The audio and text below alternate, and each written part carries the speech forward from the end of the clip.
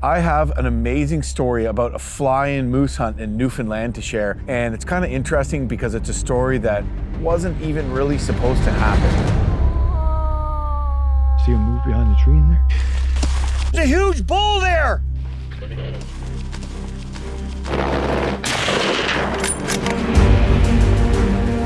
Okay, well, we are in Deer Lake, Newfoundland, and we are jumping on a chopper. I got some other hunters here with me, and we are heading out, and we are going moose hunting. I don't think I've been on a chopper since I was on the show alone, so here we go.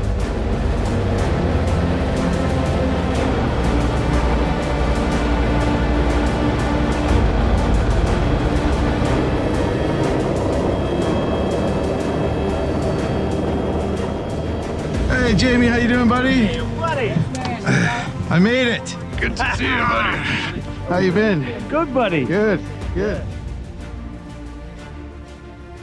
Well, we made it into camp. This is Sou'wester Outfitters Caribou Lake camp here. Beautiful lake, mountains all around, and definitely looks like moose country. And more or less, we're just getting settled in today. And then Jamie and I are gonna be hunting this surrounding country for the week. Definitely looks very moosey. Hoping that my knee holds up. I heard it back when I did the Grand Canyon and really haven't been able to do much hiking or much leg exercises despite all the adventures I've done, but it's feeling pretty good. So hopefully it can take the weight of a moose, which we might have to pack out a significant distance.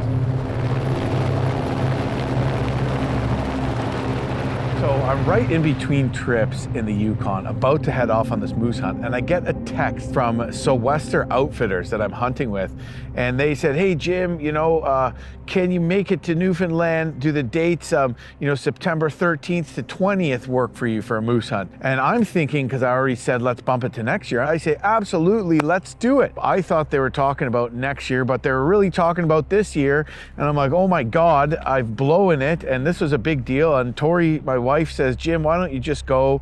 So sure enough, I just went. I hadn't gotten a moose in the Yukon. My knee was feeling okay, and I had to, you know, rebook my flights and all that. But sure enough, interesting chain of events led me to be hunting in Newfoundland, and that was really cool.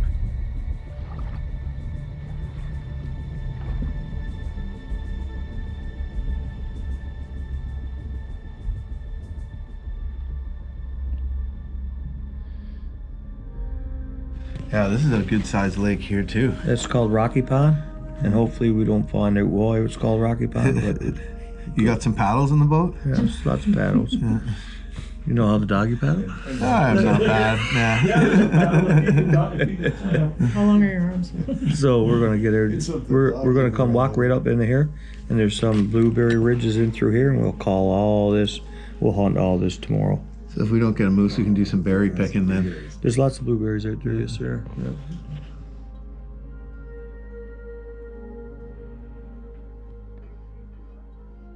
Second day, we wake up 6:30 in the morning, eat breakfast, and we get in the boat at first light. Here we are on the boat. We got a beautiful morning here in interior Newfoundland, and we're going moose hunting. Got my buddy Jamie, Newfoundland guide extraordinaire, a couple other hunters here, and we're getting dropped off at a spot, so we should have about a 5-minute boat ride, and we're gonna start putting some miles on our boots, doing some calling, see if we can't have any luck today.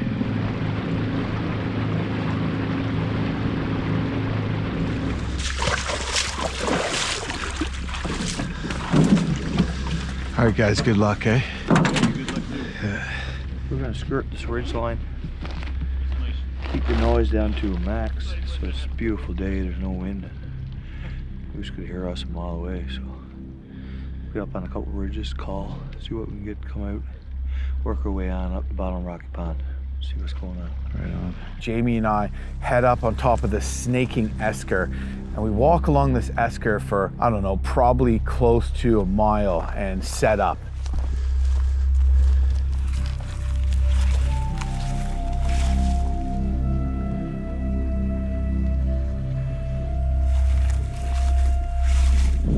Beautiful morning. We're just walking along an esker here. Very, very beautiful country. Little ponds all over the place, and Nice sunrise. Looks like we're gonna have a good day weather-wise. This is the last week anyone's been hunting out of this lodge. So we gotta go a bit deeper to get into some better hunting, which means more opportunity, but a much further pack out. I say it's worth it though. We're in the rut at this point, and that's the point where it's a moose's mating season. So the cows are going to estrus and they're using cow calls to try to attract bulls. Bulls are fighting, bulls are talking to each other with bull calls, and they're battling over mates and stuff like that. And it's just about the best time to hunt because you can attract a bull by mimicking a cow call.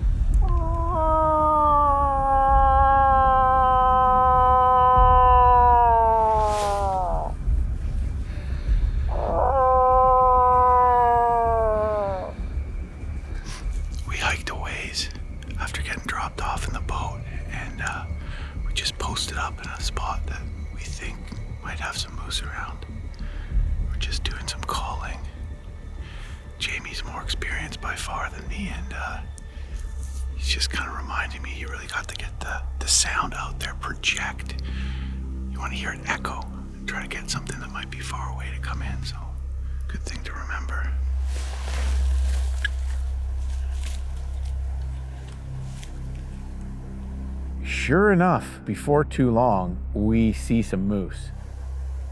Two moose.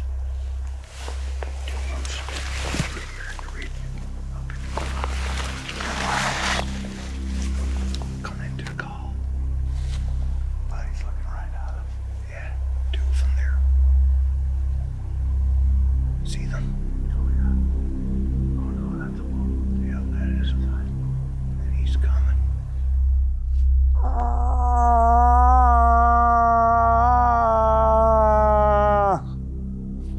Now it's a small bull, but you know, I'd already put a lot of time in the Yukon, and you know, the rut at this time of year, it's almost over. This is the 5th week of the season, and you know, I just didn't want to pass up another opportunity. Plus, the last time I hunted, I got a really good sized bull late in the rut, and the meat was very tough. So, you know, this bull was looking like a good choice for me. So, we already see a young bull just on the ridge over here. We've been glassing for maybe 20 minutes at the most, and can't get a good size on him. He looks like a good moose to me. Good eating. Good, very good eating, very good. Not too tough like the bigger ones. So if we can get him in, I think I'm gonna take him. What do you think, Jamie? It's your choice, your hunt, but meat in the fridge is better than none. Yeah. If he comes. So he's got a cow with him, so we're looking at 2 moose right now. He's got a cow with him, so it's very hard to get them to break away from that cow to come to our cow calls. So we don't know if he's gonna come this way regardless. 377. Yeah, that's too far, I think, for me, buddy. Unless I had a fucking table. Yeah, he's a little too far. He's almost 400 yards away, so. He's looking hard. He's staring right at us. I'm giving that a really good call. Just to see what happens. Remember, there's always a learning experience or a guide, too.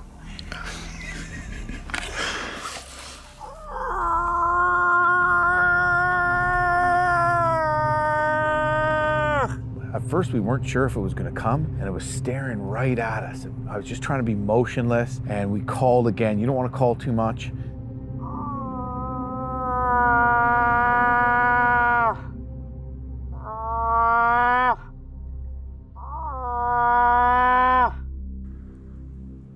There he is. I see him moving through these trees. He's gone right left. How close? So he's right in these trees close to us. Yeah. I see him move behind it, right? Okay. He's going right to left now.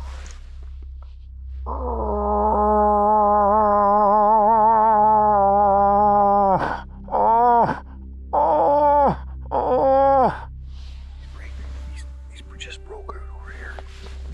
You should be able to pick him up. Through his scope, that sun is not in, is it?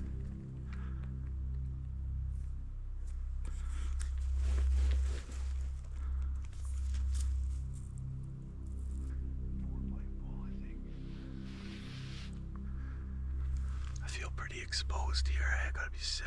Yeah, I know. If the opportunity's here, I think he should take it. At the end of the day, the meat is gonna be better. And that's why my wife lets me come do this stuff. It's absolutely gonna be pissed if it's chewy now. Trust me. That ruddy, big ruddy bull. Yeah. Yeah, there he is. Take a shot whenever you feel like you got a good one.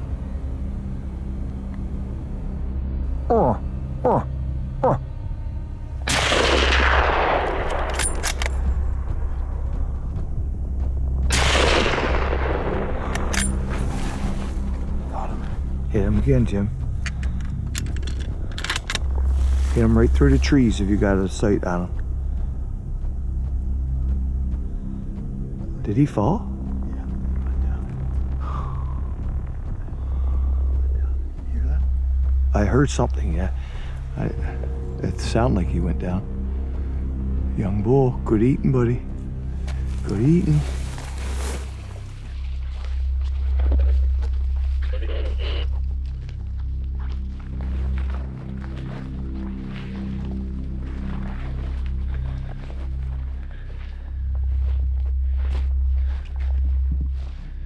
On the base of that tree there.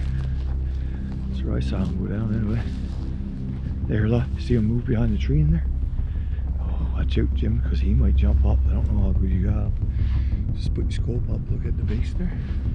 You saw him move for sure. Oh, I saw him move, yes, sir. Then as we approached, I saw some motion and I went to put another shot into it and it's actually a dud. My bullet was a dud, so I racked another round and I shot it from about 50 yards through the neck. And you know, it was done straight away. You just want to be careful before you come up to a large animal like that when you're hunting, that it is dead, or else you can be in a lot of trouble. Can you believe this shit? Right here, I got it. What? Primer truck. You gotta be kidding me. Yeah. Send that back. Get a free box. Can you? Oh, I would. It's about $70 or more for I box. know. Eh? See, that's my last shot, by the way. I don't have any more on me. Well, should I go get another one? I think you did them. You think so? Yeah. We'll have to do the Viking kill if... Big animal by the time you get close to it. It is huge. And this is a small moose. Just to give you an idea of the size of these animals, they can get really big. You know what, Jamie? I'm very happy with this moose. I already moose hunted for a week in the Yukon. Passed up a shot on a bull like that. Had a lot of hunting experience. Yeah. And at the end of the day, you know, it's not going to be as hard as a pack out. You don't have to rip your leg apart. Exactly, yeah. Got a moose, buddy. We did it. That happened pretty quick, eh? Sou'wester Outfitters, boys. That's right. Good guides here. Yeah, good guides. Good clients. Good clients, good guides. Just a lot of fun. Oh yeah, that was a great hunt, man. I don't think there's such a thing as a small moose that's not even, you know, like this is a lot of meat on this thing. Whenever I harvest something, I like to just say a quick few words and just thank the animal and then kind of tell it why I killed it and just what I'm going to do with it. And in this case, I'm going to use the hide. I'm going to make a really cool soft leather skin and going to feed it to my family. Good healthy food for my family. So all right, well now we get to work. Jamie's a lot faster at quartering the animals than I am, but you know, I take a back strap off, take a tenderloin off. I decide that we're gonna skin this whole thing. So Jamie and I skin the whole thing out. I'm gonna take the hide home and I'm gonna make, I'm gonna tan it into nice leather as well. That is gonna be delicious. We got one Newfoundland moose back strap. Medium rare, please. The only thing is we tagged out on the first day, but you know, I do have also a bear tag.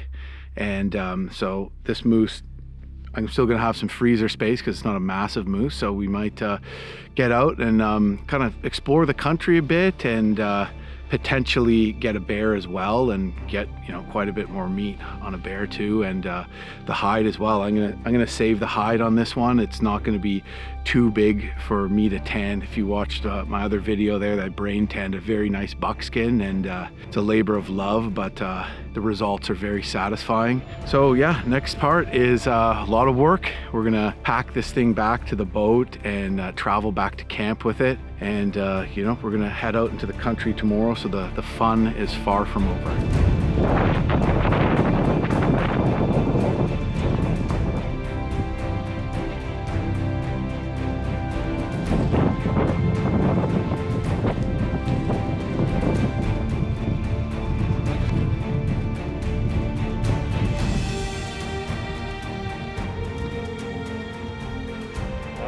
Wasn't too bad, eh?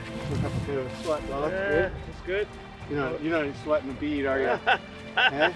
So on our way back for the second load, I saw up in front of Jamie a caribou right on the trail. And it's sort of, you know, tucked behind some bushes, and it was right downwind of us. And I thought, well, it's probably going to spook before we get close to it. Well, sure enough, we got close to it and it was right there. And instead of walking the opposite way, it walked right up to me. And to be honest with you, I was a little nervous. This thing was close to me, under 15 yards away from me. And there's a big, beautiful bull caribou. And it kind of stopped and looked at me for a bit and decided to trot off the other way. And then I watch it heading down the esker and up another hill, and just an absolutely gorgeous sight.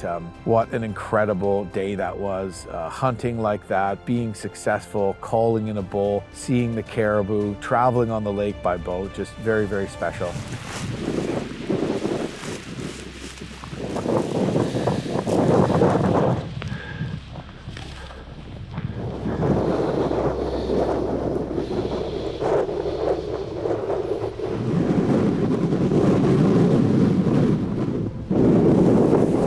Yes, 2 trips. Did it. And there it was. My trip felt like it was almost over. And I'm like, that was an amazing chopper ride and hang out and then hunt, like amazing. But the morning of my first day, now I have a whole week pretty much to kill. So with my moose tag, I also had a bear tag. I've never gotten a bear. I'm not really much of a bear hunter, but I thought, you know what, let's give this a shot. I don't know whether I'm gonna harvest one, but let's see if we can spot some bear, do a spot and stalk, and see how close we can get. And you know, I'll decide from that point.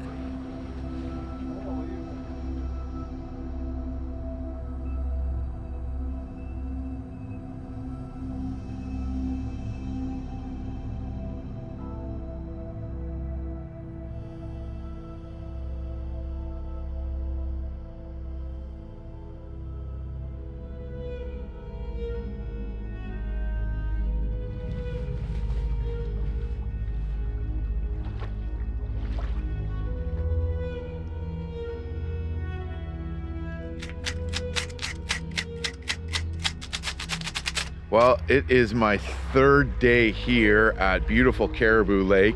So today, one of the things that I wanted to do was climb up a mountain behind camp and just get a view of the surrounding country, and a couple other adventures that I'm gonna do in the area with Jamie. But I gotta wait for the floatplane to get here, because they have a floatplane that comes in from time to time and brings supplies and whatnot. And my meat's gonna get on that floatplane and it's gonna get delivered to a butcher in Deer Lake, and that means that it will be ready, all cut and wrapped, for me to take home on the plane as checked baggage. So I just got to make sure that we get some freezer space cleared up and all that, and I'm gonna come home with my meat as all goes as planned, which I'm sure it will. But anyways, yeah, floatplane should be here soon. And one of the things I kept is the moose heart, which is really good eating, and JJ, who's the cook here at camp, is going to show me an awesome moose heart recipe that I've never done before.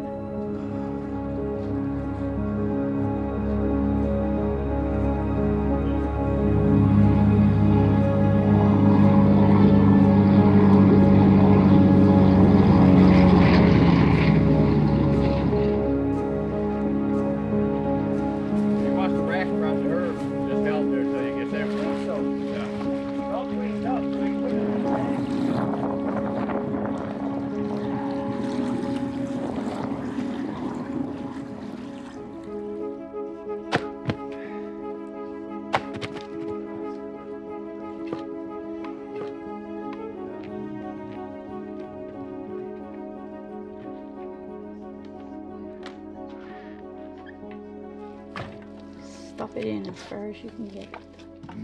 Right into all the ventricles, Yes. I think is the technical term. So I usually bake it around on 300 for about 3 hours. There we go. Now it's all ready for the oven. Here we go. In a half hour, I'll baste it for the first time.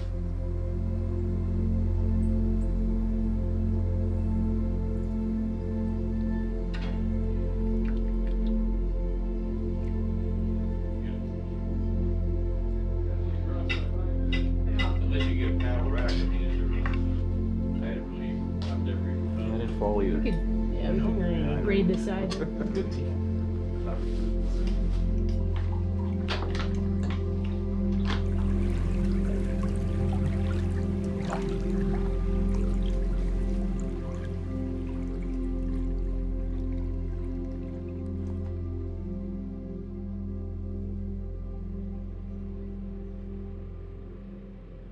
Well, good morning. It is my 4th day here at camp, and looks like we have a pretty nice day. Somewhat overcast, beautiful sunrise.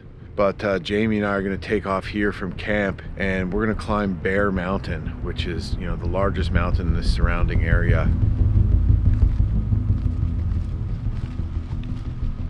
Jamie and I headed out on foot just behind camp, and we're looking for bears, and it didn't take us long before we spotted a bear right up on top of a mountain called Bear Mountain, funnily enough.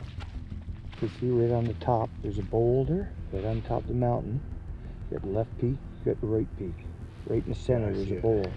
Look in there. He's right on the bottom of a cliff rock. I'm feeding. Can't miss that. That's a big bear.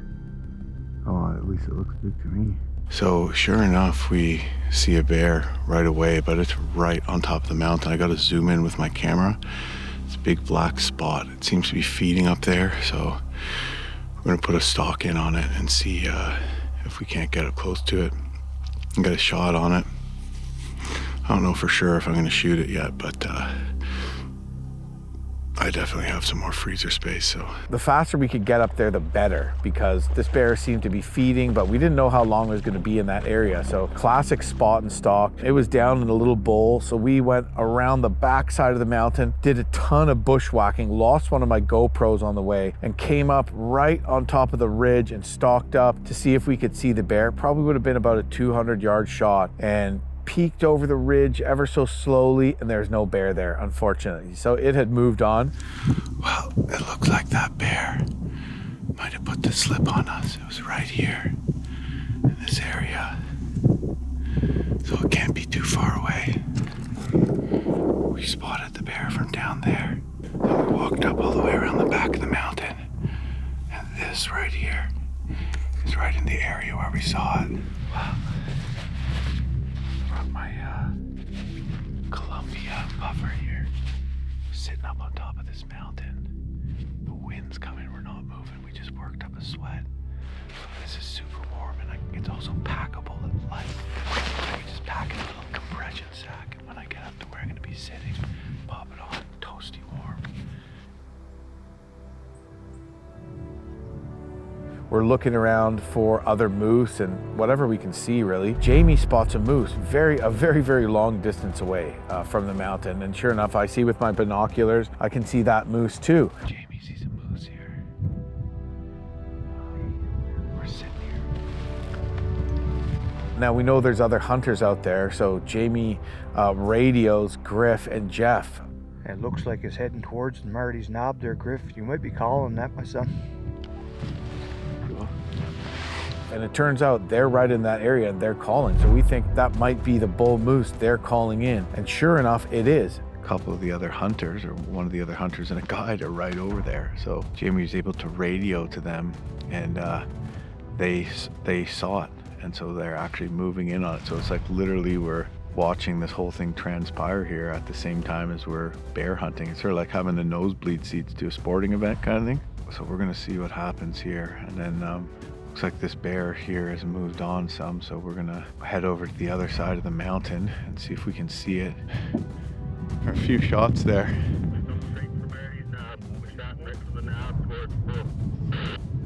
Okay, we're gonna take a couple hours to get over there, so I'll come over and help you.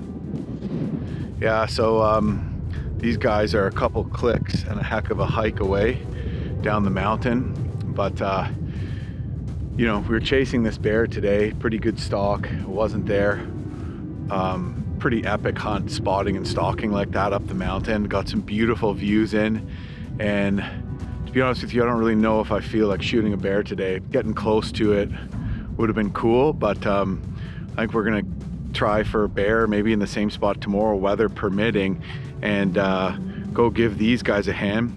We got up and we started walking along the mountaintop. It was very beautiful. There's still berries out, and didn't see any more bears right away, but we saw a bunch of rock ptarmigan, which is pretty cool.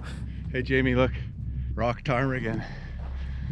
In the winter they turn all white, but in the summer and fall they're kind of white wings, white tails with a gray rock colored body, and so we got a good look at the ptarmigan. That was pretty cool. And as we were coming down, we saw another bear, a small bear, and it was kind of moving quickly. It likely had heard us or caught wind of us, but it was really neat to have a look at that bear and watch it. And then a big hike ensued, and I'm already carrying a good amount of stuff on my back with, you know, my camera equipment. Me and Jamie just come off the mountain here. Already walked a ways, and we're going way over there. That's where those guys shot the moose.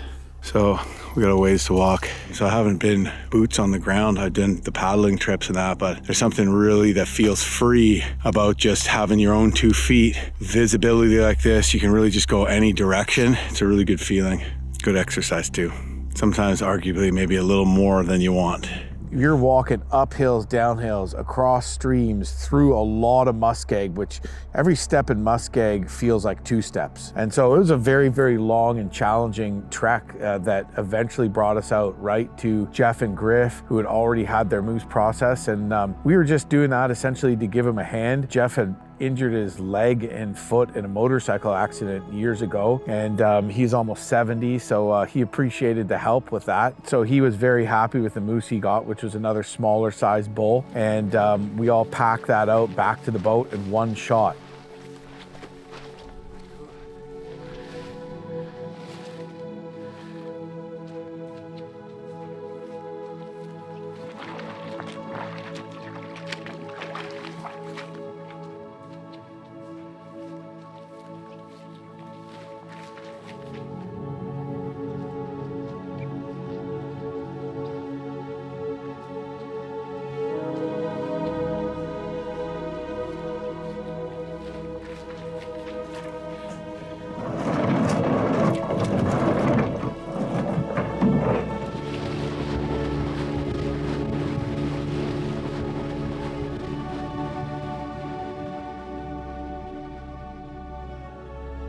On day 5, Jamie and I decided we were gonna go help out Mark and Jason with their hunt. And they'd been hiking around a lot. They'd seen 15 caribou and they'd seen a lot of cows and calves. So every hunter there had a tag for either species. And Jason decided that he'd walked quite a bit, he'd had a good experience, and that he was going to shoot a cow should he get the opportunity.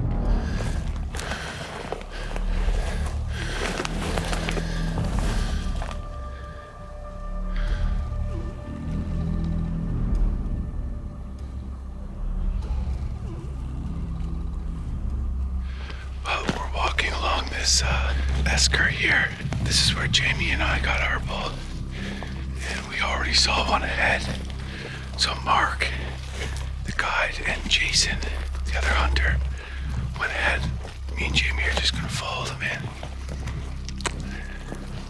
Hopefully he has some luck.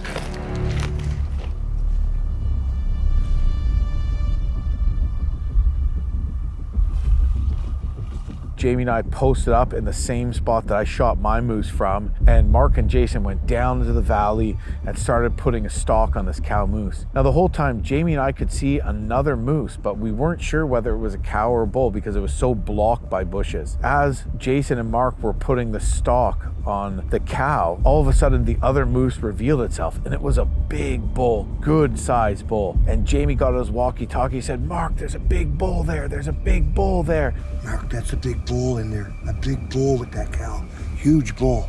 But unfortunately, Mark and Jason had their walkie-talkie turned off, and so they couldn't hear us. And you know, all of a sudden we heard shooting, and we knew because we could see the bull that they must be shooting at the cow.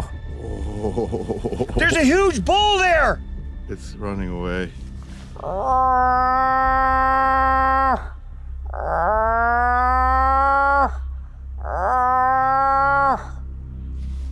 But it was too late, and right after Jason shot this cow, this big, beautiful bull walked out right in front of him. He's just like, I can't believe this happened, right in range. And Jason's a really good shot. He shoots a lot. He reloads all his own ammo, and he was comfortable just shooting 200 yards, just holding the gun like that, which is beyond what I feel comfortable with. So I don't know if they could see the bull.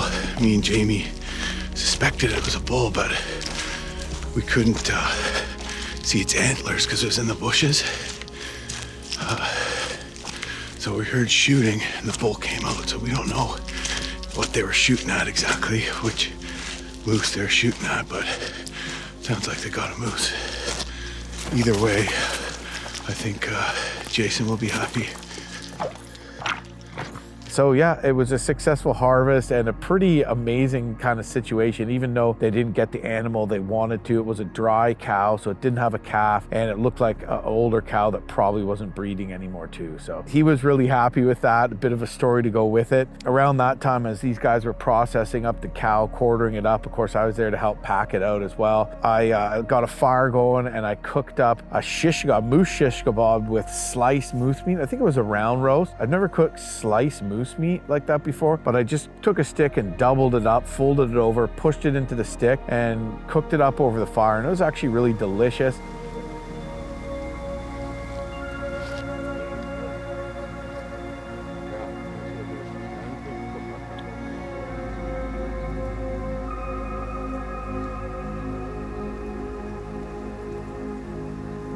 So there is a bear up on Bear Mountain. The little black spot right in the middle.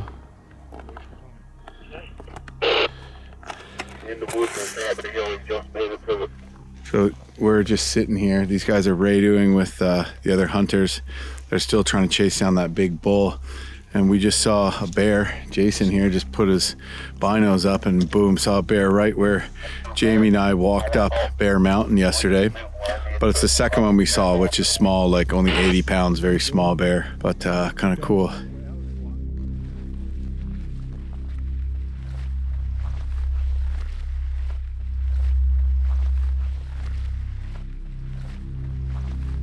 So really action-packed day, and another moose down for another hunter. We went back to camp that night, and one of the things that was cool about hanging out with this is both Jamie, Mark, and Cody, the guides, they all knew how to play guitar. They knew a few songs, and they invited us into the guide cabin, and you know, we had a couple of beers with them and sang some songs and played the guitar. That was really fun, and just being able to hang out with people, have a few laughs, sing a few songs, and enjoy time with people around a campfire was really part of it. And just, you know, the hospitality. People say one of the things they love most about Newfoundland is the people, just because the kindness, the hospitality, and that really reflected when you travel there, because everybody just kind of makes you feel like family. So that was pretty awesome.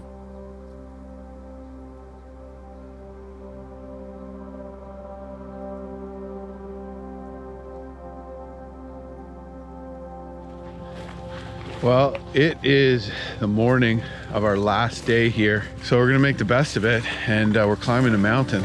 I don't know what the day will hold, but usually always something freaking interesting happens when you head out around here, so I'm excited to see what unfolds.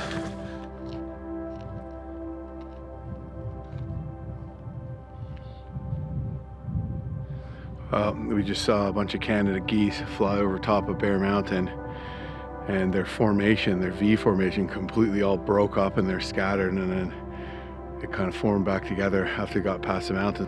Just kind of shows that the winds are quite a bit stronger up there. Me and Jamie split off one way, and Griff and Jeff split off to go up another way.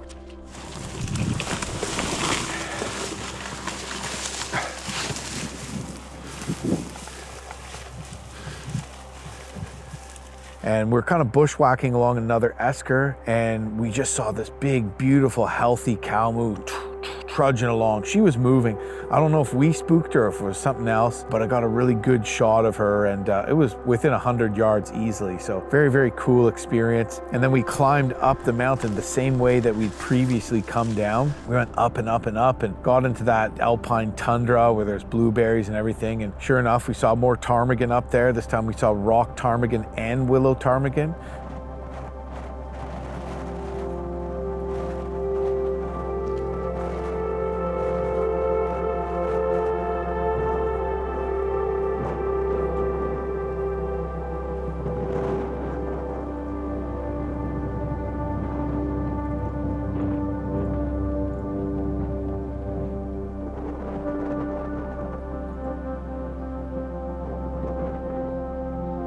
We spotted another moose from up there. Now we couldn't see Griff and Jeff. They probably were already on their way back down at this point. Good distance away now. You know, the other hunters still hadn't had any luck, and but they were quite a ways away. But you know, we told them this bull was there. You know, it was really too far away from us at that point to even explain where it was. Just a little bit further into our trek back to camp, sure enough, we see the moose, and it turns out it was the moose that Jamie and I had saw from the mountaintop. Jamie calls, and it's answering to calls now. You could tell the rut was kind of over because it wasn't super interested in our calls anymore.